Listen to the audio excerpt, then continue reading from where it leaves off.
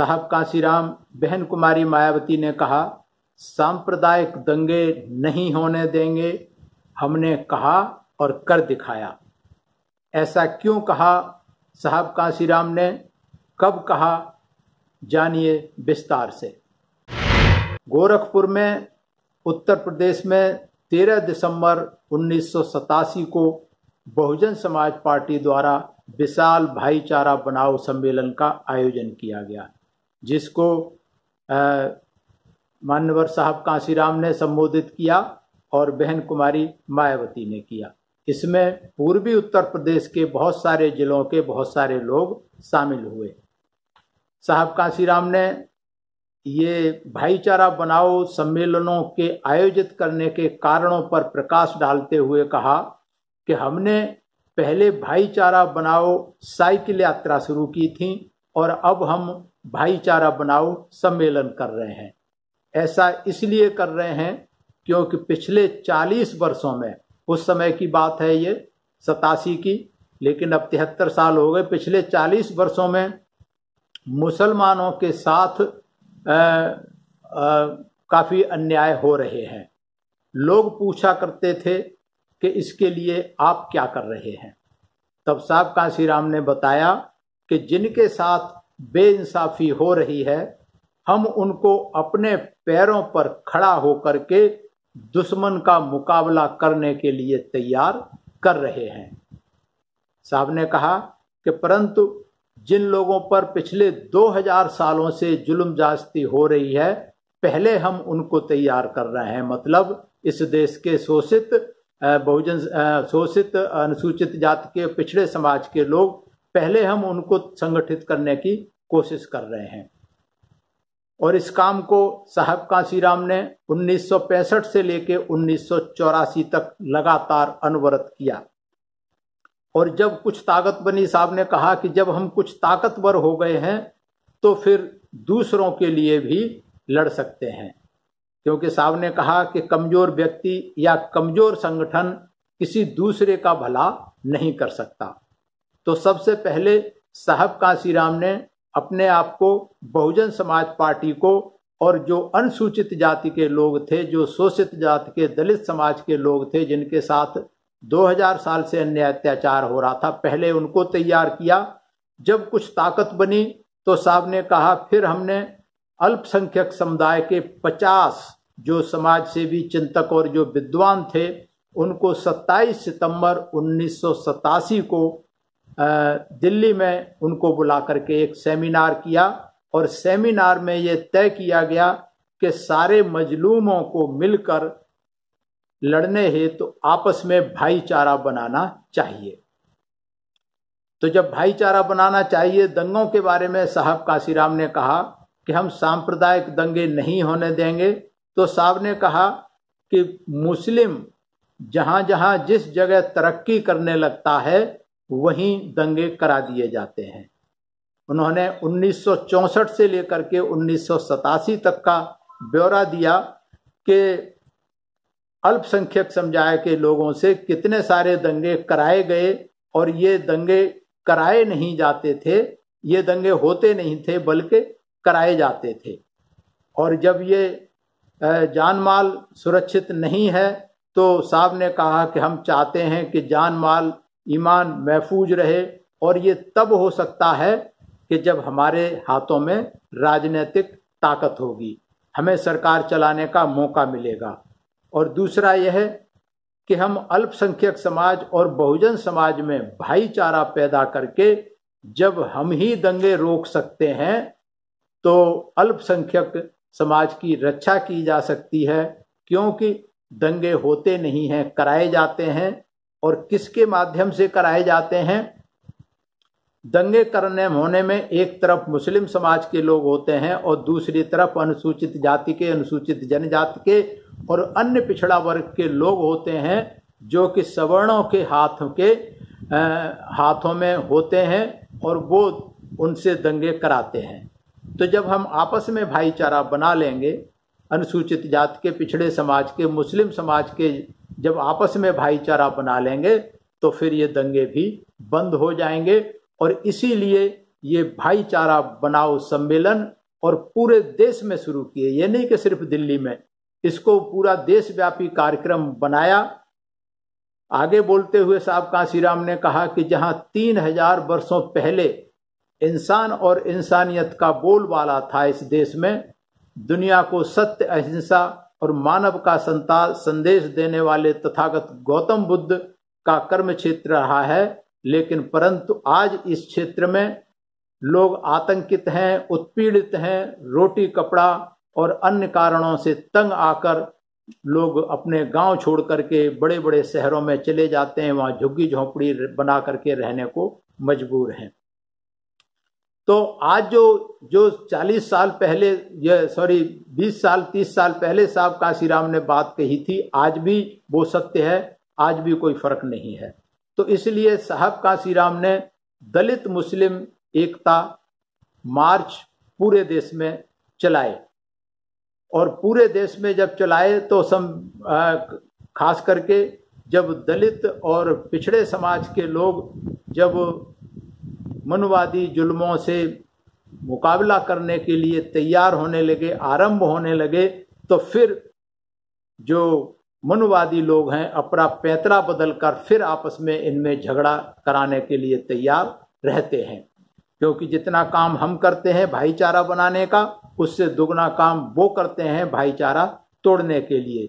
तो इस तरीके से साहब ने कहा कि मजलूम मिलकर जुल्म का मुकाबला बेहतर कर सकते हैं। इस बात को ध्यान में रखकर बहुजन समाज पार्टी ने तमाम मजलूमों में, उसमें अनुसूचित जाति, अनुसूचित जनजाति, पिछड़ा वर्ग के लोग और धार्मिक अल्पसंख्यक लोगों के बीच में भाईचारा बनाने की कोशिश शुरू से चलती रही।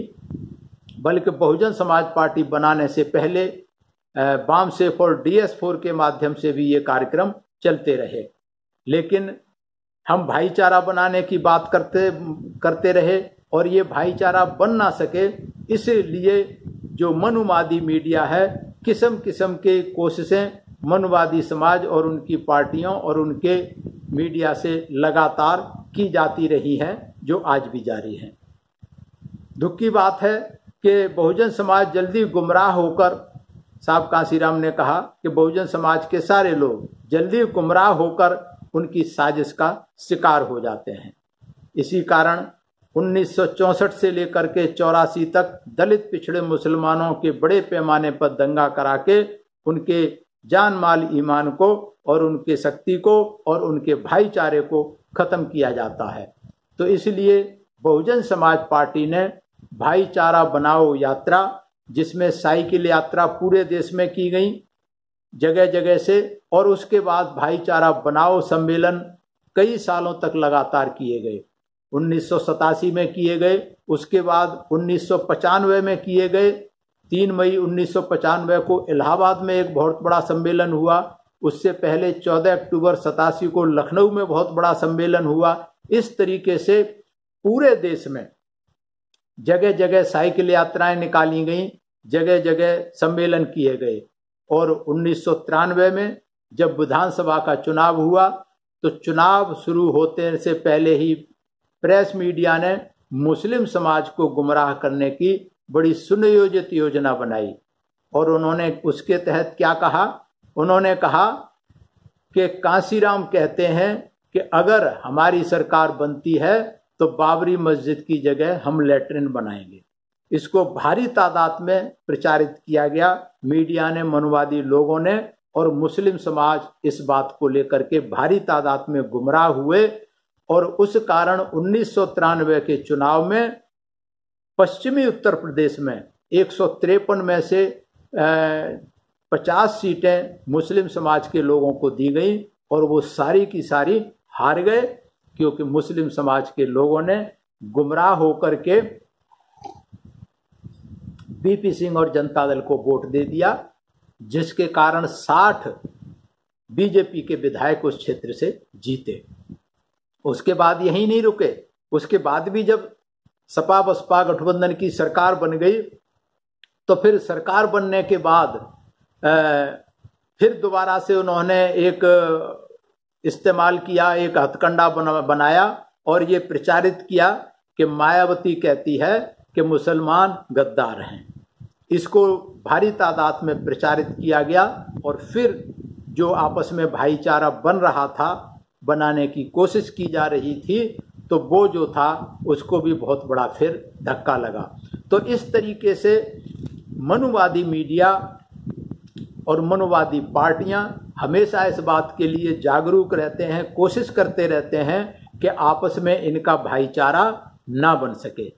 इसके लिए कहीं न कहीं जिम्मेदार हम लोग ही होते हैं। साहब कांसीराम ने कहा कि मेरे जगह जगह खोज करने के बाद ऐसा नजर आया कि जिस तरीके से 1964 से लेकर 1984 तक दलितों और मुसलमानों में दंगे करवाए गए, वैसी ही कोशिश मनुवादी समाज फिर से करने का इरादा रखता है।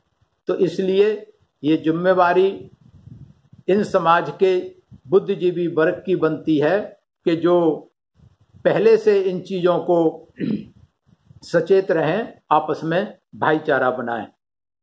धार्मिक अल्पसंख्यकों को बड़े बात पर इस बात से अवगत कराया जाता है, जिसमें बहुजन समाज पार्टी ने जो राष्ट्रीय समस्याओं के प्रति आंदोलन चलाया, उसमें सबको ये किया गया। 27 सितंबर 1987 को दिल्ली में मीटिंग की गई, उसके बाद लखनऊ में की गई। 1 अक्टूबर से लेकर के दिल्ली से लेकर के लखनऊ के उत्तर प्रदेश के विभिन्न शहरों से लेकर के साइकिल यात्रा की गई और लखनऊ में मीटिंग की गई। उसके बाद इलाहाबाद में भाईचारा सम्मेलन किया गया।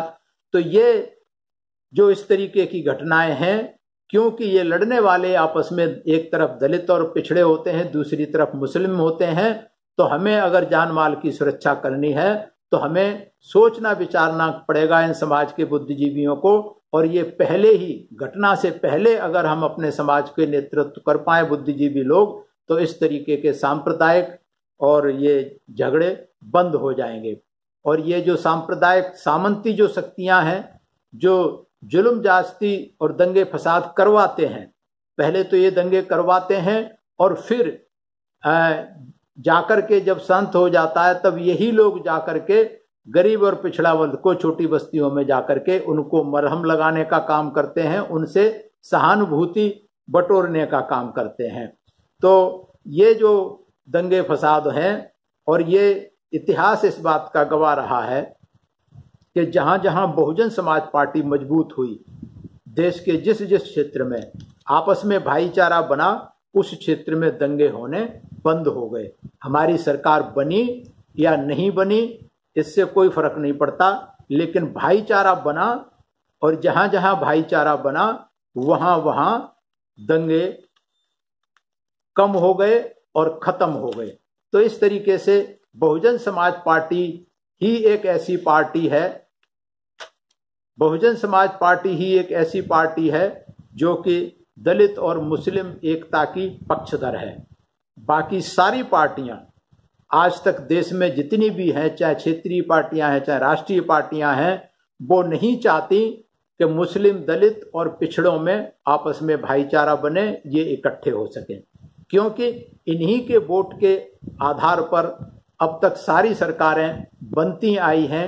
तो फिर ये इन्हीं लोगों को सोचना होगा, मजलूम लोगों को सोचना होगा, अनुसूचित जाति, अनुसूचित जनजाति, पिछड़े वर्ग के और मुस्लिम समाज के लोगों को सोचना होगा कि हमें हमारे वोट को गुमराह करके, वोटर को गुमराह करके, इस तरीके से भ्रांतियों में डाल करके, झूठी अफवाहें फैला करके ये अपनी सरकार चलाते आए हैं और हमारा भाईचारा बिगाड़ने का काम करते हैं।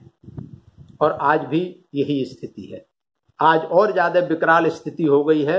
आज भी चाहे तो एनआरसी हो, चाहे दिल्ली हो, चाहे दूसरे हिस्से हों, और आज भी दंगे भारी तादाद में दोबारा करवाए जा रहे हैं। और वहाँ भी वही समीकरण है कि एक तरफ मुस्लिम है और दूसरी तरफ अनुसूचित जाति के लोग या पिछड़े समाज के लोग हैं, वही सक्रिय होते हैं।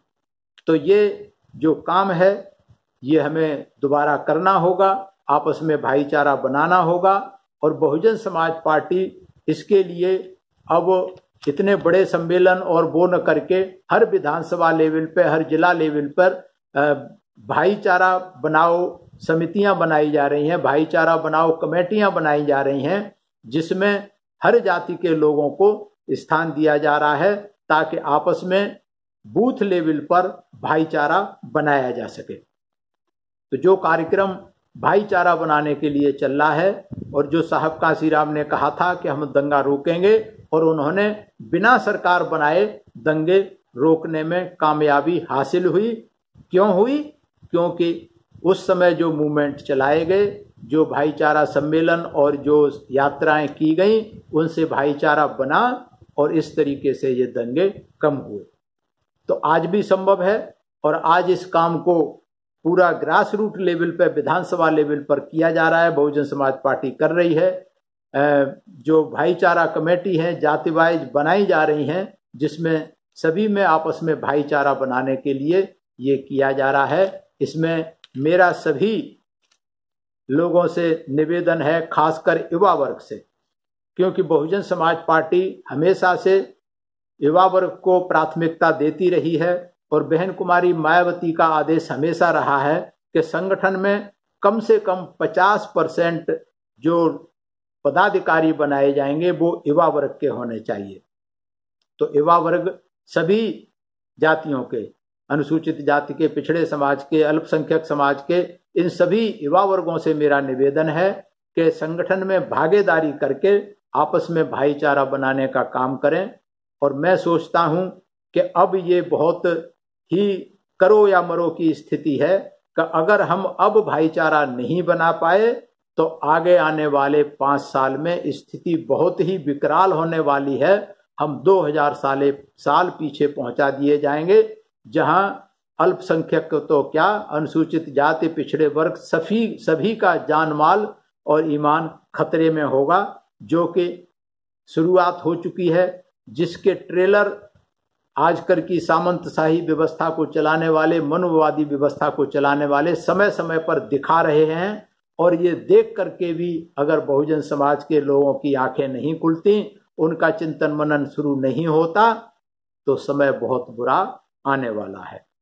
इसलिए समय रहते जाग जाएं और बहुजन समाज पार्टी का जो कारवां चल रहा है उसके साथ आकर के इस देश से मनुवादी व्यवस्था वाली सरकारों को दूर करके जो मानवतावादी, समता, स्वतंत्रतावादी, भाईचारे वाली बात करती हैं, उसकी सरकार बनाने के लिए काम करें। इसी के साथ मैं धन्यवाद करता हूं एसएम न्यूज का, जिन्होंने ये सीरीज शुरू की है। मैं धन्यवाद करता हूं एसएम न्यूज के सभी दर्शकों को जो इस सीरीज को पसंद कर रहे हैं, लाइक कर रहे हैं और कमेंट्स के द्वारा हम लोगों का मार्गदर्शन कर रहे हैं। तो इसलिए देखते रहिए ये सीरीज प्रतिदिन शाम को 6 बजे एसएम न्यूज चैनल पर। सभी को मेरा धन्यवाद, सभी को मेरा जय भीम, आभार, सभी को मेरा खुदा हाफिज। अगर आपने अभी तक हमारा चैनल सब्सक्राइब नहीं किया है तो सब्सक्राइब करें और घंटी का बटन बिल्कुल भी दबाना ना भूलें, ताकि सभी लेटेस्ट खबरें पहुंच सकें आप पे सबसे पहले।